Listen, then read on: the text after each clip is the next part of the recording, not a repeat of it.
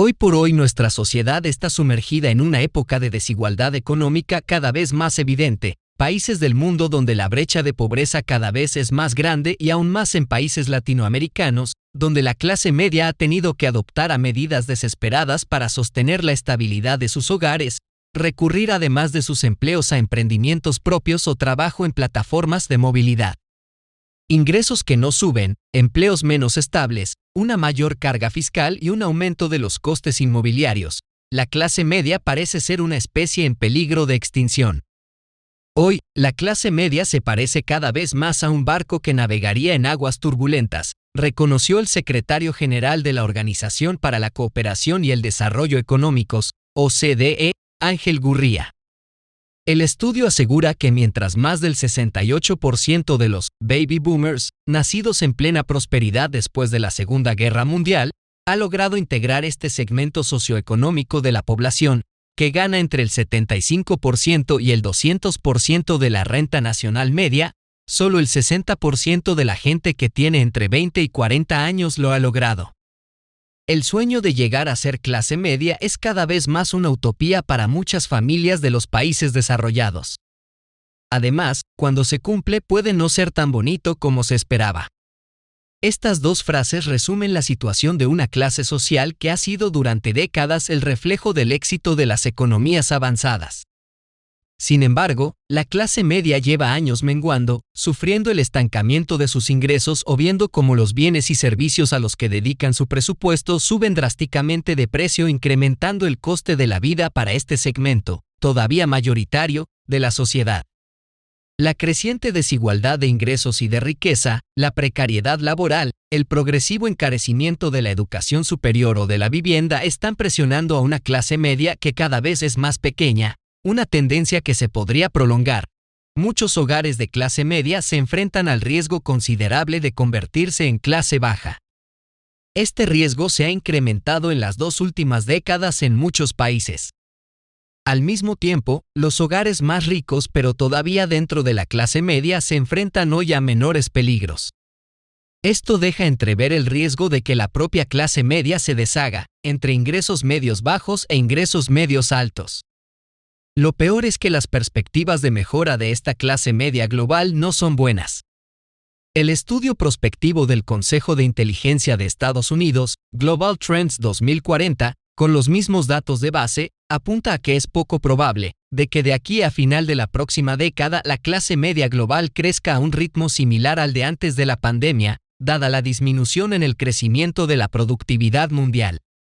Con la guerra de Rusia en Ucrania este año y las consecuencias de la reciente pandemia, la situación ha empeorado. El precio de los productos básicos, especialmente los de alimentación y combustibles, se ha disparado. El tipo de interés de las hipotecas también ha aumentado, lo que ha provocado que el pago de la vivienda se haya encarecido, lo que sumado al incremento de precio de los otros productos haya provocado una pérdida importante del nivel adquisitivo de los ciudadanos. Pero ya no hace falta perder tu trabajo para no llegar a final de mes. La nueva crisis será de la clase media. En 1975 el mundo se sumergía en la mayor recesión desde el período de posguerra. Desde entonces, el mundo no se ha visto en una igual. Hasta ahora, la crisis de suministros, la recuperación pospandemia y la guerra en Ucrania han provocado un terremoto de precios, y la inflación sube desde hace meses a tasas no vistas desde, precisamente, la crisis del petróleo de los 80. La diferencia respecto a crisis anteriores es que, en esta ocasión, la onda expansiva podría llegar a muchas más personas.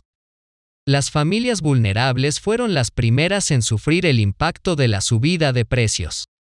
Según cálculos de Bank of America, la energía tiene un peso 4 veces mayor para la renta de las clases bajas que para la parte alta.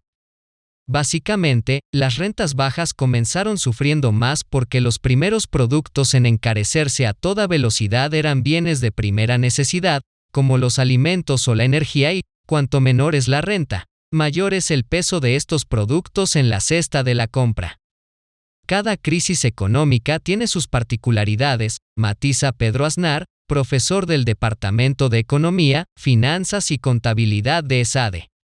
En cuanto a las de la que vivimos ahora mismo, Aznar destaca que la actual crisis combina una fuerte inflación, con valores que no se veían en 40 años, con una contracción de la actividad económica, fruto del miedo a la situación geopolítica y a las políticas de subidas de tipos de interés que enfrían la economía. Hace más de una década, el estallido de la crisis financiera se tradujo en 800.000 personas perdiendo su empleo en 2009. En 2022, no hace falta que te despidan para no llegar a final de mes. Lamentablemente, en 2022 mantener el empleo no es garantía para llegar a final de mes. Ahora, aunque no pierdas el empleo, te ves afectado, porque suben los precios y pierdes poder adquisitivo, independientemente de tu renta. La elevada temporalidad y parcialidad de los contratos de trabajo, sumadas a los bajos salarios, redundan en una situación de precariedad en el mercado de trabajo. En 2022 hay más de 500.000 de trabajadores que combinan más de un empleo, la cifra más alta desde 2008. Además, como en este caso no se trata de una crisis sectorial, la pérdida de poder adquisitivo es generalizada, independientemente del sector en el que se trabaje. En 2008, el fuerte parón del mercado inmobiliario y la construcción destruyó mucho empleo, pero en un sector muy concreto, por lo que las medidas de austeridad afectaron más a familias más dependientes de ayudas públicas que a rentas medias. En la crisis actual, hay un ingrediente básico, que es la inflación. Es la clase media que empieza realmente a desplomarse.